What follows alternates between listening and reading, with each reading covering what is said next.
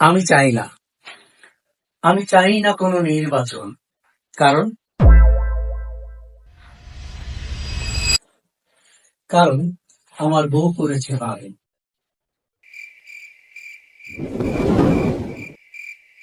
আমিও নির্বাচন চাই না এখন। কারণ কারণ হচ্ছে উনি থাকতে নির্বাচনটা কি দরকার শুনি। কিন্তু আমি চাই নির্বাচন। কারণ আমি একা, নির্বাচনের মাঠে হবে সবার সাথে দেখা। নির্বাচন নির্বাচন দেশ নিয়ে আলাপন বড্ড ভালো লাগে, তবে নির্বাচনই বড় নয়, দেশটা সবার আগে।